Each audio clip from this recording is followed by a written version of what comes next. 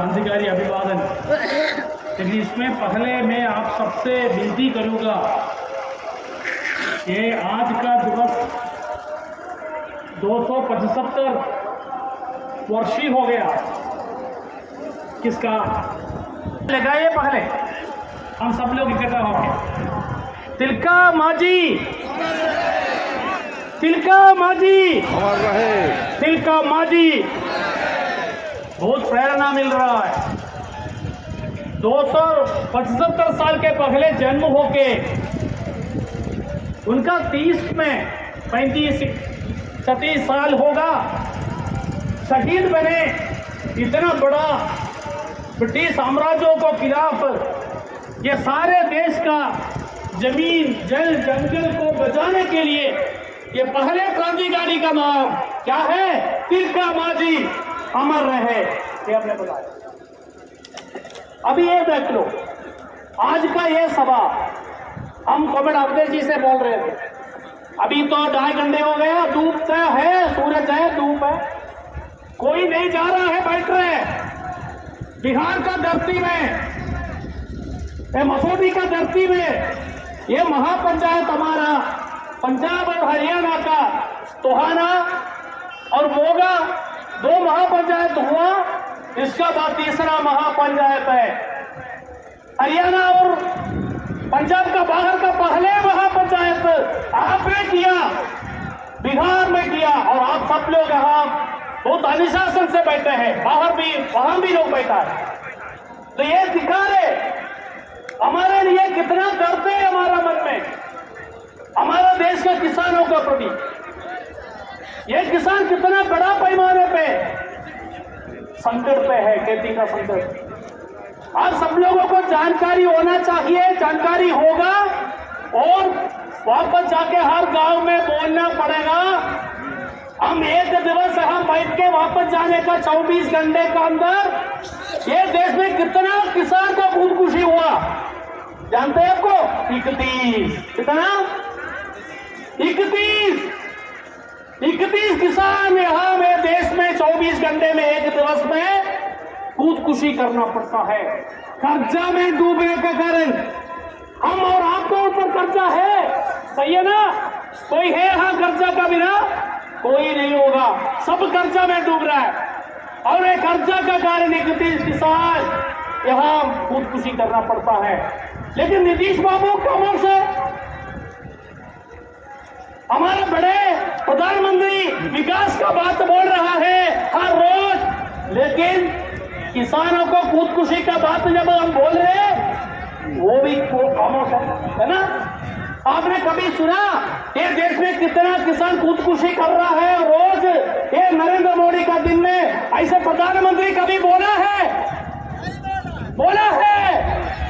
बोलो, नहीं बोला, नहीं बोला है। तो नहीं बोल रहा है, तो नहीं बोल रहा है, क्योंकि उनका नीतियों के चलते खुदकुशी हो रहा है। किसानों के पास कैसे पैसा आ गया? आएगा। किसान क्या बनता है? किसान फसल बनाता है, सही है ना? किसान क्या बनाता है? फसल बनाता है। तो फसल जब हम बेचेंगे उसको क्या मिलेगा? दाम मिलेगा, दाम तो मिलेगा। और दाम हमको एमएसपी सीटों पर 50% ने जो बोल रहा है, जो हमको लागत होता है, लागत जो भी होगा, हमारा बीज खरीदना पड़ता है, मेहनत के लिए वेतन देना पड़ता है, हमको पानी के लिए खर्च है, बिजली के लिए खर्च है, सबके लिए खर्च है। मंडी में फसल बिक्री करने के लिए जाने के लिए भी हमको खर्च तो होगा ना? ये खर्च सब कहां से आएगा? हमारा दाम से आएगा। इसलिए बोल रहा हूं एमएसपी सीटों पर 50% हमको मिलना ही चाहिए। मिलना चाहिए नहीं मिलना चाहिए? बताइए आप। अब मंजूर है, मंजूर है, लेकिन प्रधानमंत्री मंजूर नहीं है, हमारा नीतीश बाबू मंजूर नहीं है। एमएसपी सीटों पर 50% देने के लिए ये लोग मंजूर नहीं है। और ये क्या कर रहा है? अभी बड़ा हमला ले आ रहा है। वो क्या बड़ा हमला है? अभी नया एक कृषि विपणन निजीकरण का नीति लाया। वो नीति क्या बोलते हैं? वो नीति बोलता है हमारे देश में 7,000 मंडी है, सारे देश में। ये सारे मंडी में किसको कब्जा देंगे, किसको कब्जा देंगे?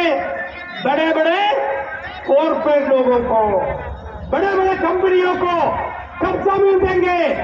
और हमारा जो एफपीओ बोलता है, फार्मर प्रोड्यूसर ऑर्गेनाइजेशन, ये फार्मर प्रोड्यूसर ऑर्गेनाइजेशन को क्या काम होगा? किसानों को इकट्ठा करके ये मंडी में ये जो बड़े बड़े कंपनियों है, वो कंपनियों को उन्होंने जो पैसा फैसला करेगा, कोई एमएसपी नहीं होगा। एमएसपी के बारे में ये नीति में एक बात भी नहीं बोल रहा है। फिर वो जो तय करेगा उसमें हमको देना पड़ेगा। दूसरा, हमारा जो फ्यूचर ट्रेड बोलता है, हमारा जो ये शेयर मार्केट बोलता है, ये शेयर मार्केट में बड़े बड़े पूंजीपतियों को, कंपनियों को ठेके पे कृषि कराने के लिए, पैसा का निवेश करने के लिए एफपीओ को इस्तेमाल करने जा रहा है। हमारा एफपीओ को, हमारा कॉर्पोरेटिव को हमारा खिलाफ इस्तेमाल करेगा और हमारा कॉर्पोरेट लोगों को तरफ से हम मंजूर है, एमएसपी नहीं होगा, मंजूर है तो हमको लड़ना पड़ेगा, लड़ाई के लिए जाना पड़ेगा। मैं ये बोलने का कोशिश कर रहा हूं, आपको भी मिल रहा है 2300 रुपये मिलता है, कहाँ? जहां एपीएमसी है, जैसे पंजाब है। इस बार के बजट में कोई दिखाई नहीं पड़ता।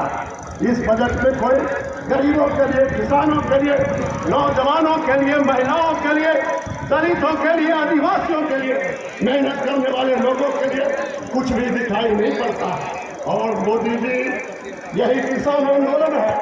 पंजाब से भी हमारे नेता बताएंगे, यही किसान आंदोलन है। 13 महीने का ऐतिहासिक किसान आंदोलन और 750 किसानों की देश कीमती कुर्बानी ने आपको झुकाया था और आप मजबूर हुए थे किसानों से माफी मांगने के लिए। आज मजबूर हुए थे 3 काला कानून वापस लेने के लिए और आपने एग्रीमेंट किया था, लेकिन अभी तक आपने उस एग्रीमेंट को लागू नहीं किया है।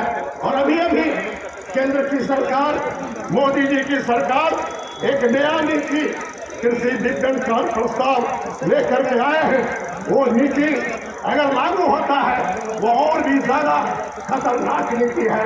ये चोर दरवाजे से कारपोरेट के पक्ष में कारपोरेट लूट को बढ़ाने के लिए इस तरह की नीति लाने की वो कोशिश कर रहे हैं। इसलिए हमारे सामने, किसानों के सामने और जो कृषि से जुड़े हुए लोग हैं उनके सामने एक बड़ा गंभीर प्रश्न पैदा हो गया है। और इसलिए लड़ाई हमें ज्यादा तीखा करना होगा, लड़ाई ज्यादा अनवरत और लगातार चलानी होगी। लड़ाई को और भी ज्यादा हमें मजबूत करना पड़ेगा, क्योंकि जो सरकार है वो बर्बर सरकार है, वो दमन के रास्ते में कदम को आगे बढ़ाती है। हमने चौसा में देखा है, चौसा के किसान भाइयों का जमीन किस तरह से लूट मची और वहाँ के लोगों ने जब विरोध किया उनके ऊपर बार बार लाठियां चलाई गई, उन्हें गिरफ्तार करके जेलों के अंदर बंद